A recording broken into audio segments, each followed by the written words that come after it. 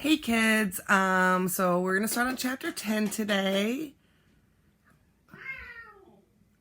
I'm so sorry, my son is so weird.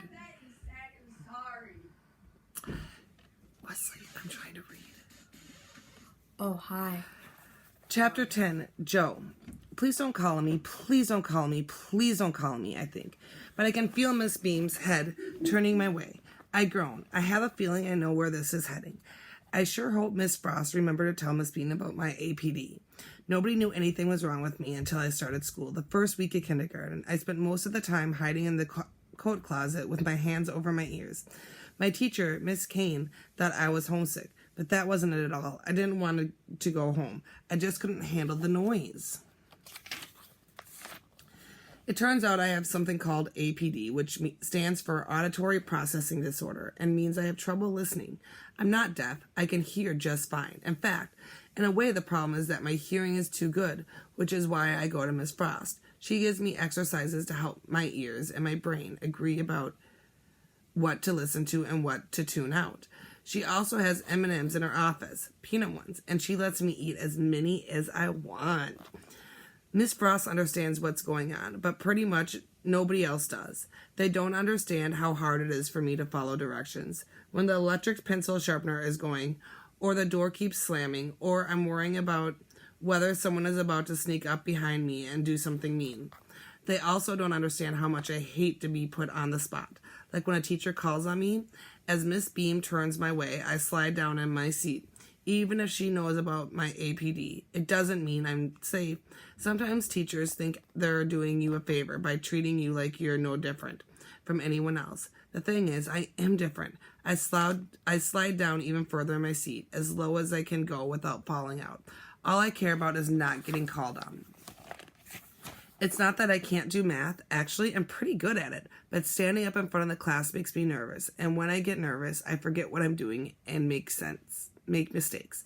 It turns out today is my lucky day, though, because a new kid shoots his hand straight up in the air like an arrow. He's wearing another white polo shirt, buttoned up all the way. Even the sleeves have been ironed flat. They're stiff and stick out funny like little wings. His desk is covered with a bunch of junk, including some shiny new mechanical pencils, which Dylan keeps eyeballing with the klepto gleam. Miss Beam looks right at me. At least I think she's looking at me, but then she calls on the new kid instead. Whew, that was close. I think a lot of you can relate to that one.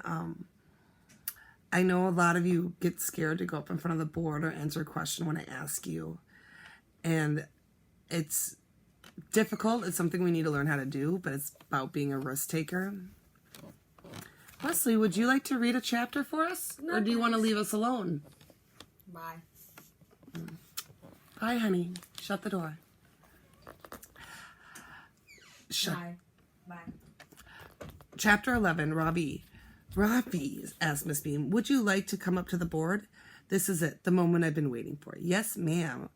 Miss Beam, I said, quickly correcting myself. In my hurry to get up, my knee bangs against my desk, and all my school supplies fall to the floor. I don't want to miss my chance to show off my math skills, so I quickly bend down to pick up my things. My glasses start to slip down my nose, but before I can push them up, something hard hits my forehead. It's Joe Silverstead's head. Why has he done this? Bumped me with his rock-hard head. Can't he see I'm trying to collect my stuff? I rub my forehead as he rubs his. His giant foot is stepping on my name card. Bigfoot, I mutter under my breath. Mm-hmm. Dylan hears me and laughs. That's Rich, he says. Bigfoot just sits there like a lump, but Dylan gets right down on the floor beside me and helps pick up the rest of my things. I thank him for his help, then take a deep breath and straighten my back. I am not going to allow anything to spoil this moment. This is my time to shine. I march up to the front of the class, take the blue marker from Miss Bean's hand, and face the whiteboard. I look at the first problem. 23 times 13. I close my eyes, and the answer comes to me in a flash. 299. But I am not getting to blurt it out and take a bow. I am going to show Miss Beam something she has never seen before. What are you are about to witness is pure magic, a secret hand down from my ancient times. I say with confidence. There is complete silence in the classroom. I think Miss Beam's jaw just dropped. Take your time, I warn myself. I write the two numbers one by one below the other, in blue marker. Then with the red marker, I draw an arrow connecting the last digits of both the numbers. 3 times 3 is 9. I say aloud, writing 9 in the ones place with the blue marker. Then I pick up a green marker and draw 2 arrows like a cross. 2 times 3 plus 3 times 1 is 9. I use blue again to write 9 in the tens place. I look at the class. No one is moving. My plan is working perfectly. I draw an orange arrow connecting the tens digits of both the numbers and then pick up the blue marker again to write 2 in the hundreds place. The answer is 299. I proclaim, underlining the answer 3 times in the purple, then replacing the cap on the marker with a satisfying click. Everyone is staring shell-shocked at the board, amazed by what I have just done. Dylan Samson grins and winks at me. I think he is impressed. If this performance has not impressed Miss Beam as well, nothing will. Robbie, she says very slowly, looking at all the arrows on the board, your answer is correct and your method is very colorful, but, what can she mean but? We do things a little differently here, she goes on, giving me that pity look again.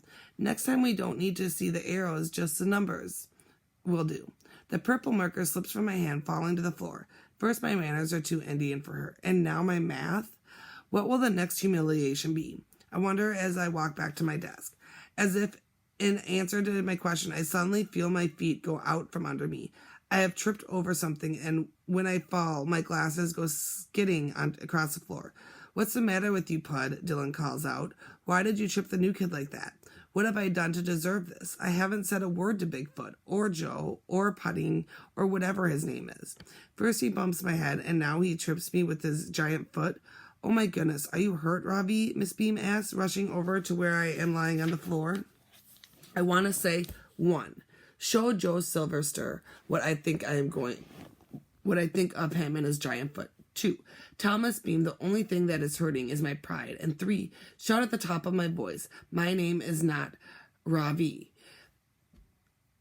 But here is what I do instead. Bite my tongue. 1. Bite my tongue. 2. Pick myself up. 3. Go and get my glasses. Appa's advice has gotten me nowhere. I am right back where I started. The only difference is now, thanks to Bigfoot, I have a bump on my forehead and a huge shoe print on my name card. So how is he feeling now? Chapter 12. Dun, dun, dun, dun. Joe. When Miss Beam calls on the new kid to come up to the board to do the first problem, he jumps out of his seat like a jack-in-the-box on a spring. His glasses slide down his nose and all the stuff on his desk goes flying, including his name card, which lands on the floor beside my desk. Ravi, Miss Beam has been calling him Ravi, but when he introduced himself earlier, I'm pretty sure he said his name was Robbie, with the accent on the second syllable. As I reach down to pick up the card, he reaches for it at the same time and we bump heads. Ouch. Dylan gets down on the floor to help Robbie pick up the stuff, but I know what he's really up to. Quick as a flash, he puts one of those mechanical pencils down the front of his pants. When Robbie finally makes it to the front of the class to solve the problem, he draws a bunch of crazy-looking arrows on the board, each in a different color. I think it looks cool, but Miss Beam isn't impressed. He seems pretty bummed out after that. I don't see why the difference is as long as he gets the answer right. Then, as if things weren't bad enough, Dylan sticks his foot out and trips him. That's a Dylan Supreme specialty, kicking a person when they're already down. He tries to pin it on me, but anyone with a half a brain would see through that. How could I trip him from 10 feet away? My legs are long, but they're not that long. While Ravi goes to get his glasses and Miss Beam tries to decide whether she needs to call the school nurse, Dylan reaches back and swipes another one of Ravi's mechanical pencils. I feel bad for Ravi. I could definitely give him some pointers, like, for instance, not to leave his stuff lying around and to watch out for the winking. Dylan always winks when he's up to no good. Maybe at lunch, Robbie and I will sit at the same table again. I wouldn't mind. His clothes are flat and his lunchbox is weird, but other than that, he seems okay. I really want you to think about that because I don't want to know how many times even now, like, somebody might think somebody did something on purpose and it was really an accident. It's just a big miscommunication. So I want you to think of some time in your life that something has happened where you thought it might have been purpose and the person did it by accident, or you got accused of something and you didn't mean to do it. I just think about that. All right, so now we'll go on to chapter 13. Robbie. After my failure to impress Miss Beam with my Vedic math and then the tripping episode, I can hardly wait for the morning to be over. At lunch, I will sit with Dylan, Submarine, and the other boys and come up with a plan for how to put Bigfoot in his place. One time at Vida Mender, a boy named Hassan stole a pair of leather batting gloves from my sports bag. My friends and I caught up with him after school and pushed him into a corner until he cried like a baby and gave back the gloves. Please take out your social studies textbooks and open them to page 10, Miss Beam tells us. Who would like to read the first paragraph to the class? Dylan starts waving his hand in the air, but Miss Beam chooses a boy called Keith Campbell instead. Most Native Americans were forced to leave New Jersey during the 1700s. Keith reads, descendants of New Jersey Native American people hid or... He stops before the next word. The word is assimilated, says Miss Beam. Class, please repeat after me. We all say it together. Assimilated. Can anyone tell me what that word means? Miss Beam asked. Mine is the only hand that goes up. Yes, Robbie, says Miss Beam. I try to stand up but catch myself in time. I've been awarded another chance to impress Miss Beam, and I am not going to give her any reason to find fault with me. Assimilate, to consume and incorporate nutrients into the body after digestion, I say confidently. Miss Beam smiles, but she has that pity look again. I'm sorry, Robbie, she says. I'm afraid I couldn't understand you. Because of your accent, you're going to need to speak more slowly in class if you want to be understood. My face burns, as there's nothing I can do right, but I refuse to give up. I swallow my pride and try again. Assimilate, I say, slowly swirling my tongue around the words to make them sound more American. To consume, incorporate nutrients into the body after digestion. Thank you, Robbie, Miss Beam says, but the pity look is still there. In this context, however, the word assimilate means to try to fit in. Don't feel bad. It was a very good guess. I guess, is that what she thinks? My answer was correct. I'm 100% certain of that. I have a photographic memory. I can still see the definition from 4th grade science notebook clearly in my mind. Miss Beam asked Keith Campbell to continue with his reading. Descendants of New Jersey Native American people hid or assimilated into white society. Very good, Keith, Miss Beam says when he was finished reading. Then she looks around the room. Who would like to read the next paragraph? How about you, Joe? Bigfoot practically falls out of his chair. No way, he blurts. Excuse me, says Miss Beam. Her eyebrows are twitching like electrified caterpillars. Miss Aron would never have allowed a student to speak to her that way. I wonder what Bigfoot's punishment will be. But just then the door opens and a woman with white hair like a mop sticks her head inside. I'm here for Joe, she says. I'll keep him for the rest of the afternoon, if that's all right. That'll be fine, says Miss Beam. Oh, and did you get my note about our new student? I think he could use a little help.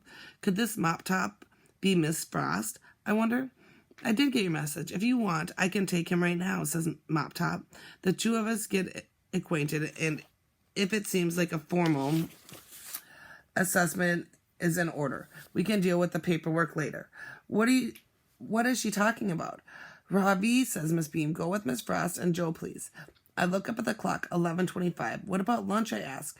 You can eat with Joe and me, says Miss Frost. Do you buy school lunch or bring it from home? From home, I say softly. I don't want to eat my lunch in the resource room with Mop Top and Bigfoot.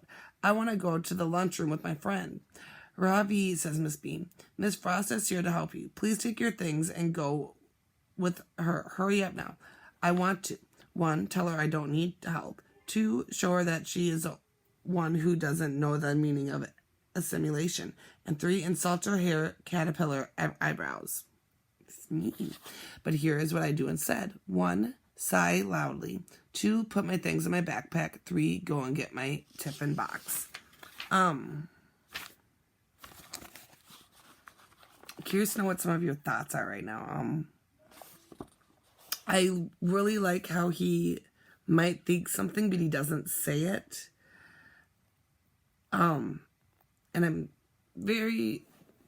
nicknames are kind of interesting. I'm not used to so many nicknames, and they're Are the nicknames leaning towards fun nicknames that we might have for somebody, or ones that might be hurtful to somebody? So I don't know. Think about it. How can you relate to it? And that's it. So we will read again tomorrow. I love you all and I miss you all. And I miss you all. Did I tell you that? Like a ton. But I'll see you later, okay? Have a good day. Bye, honeys.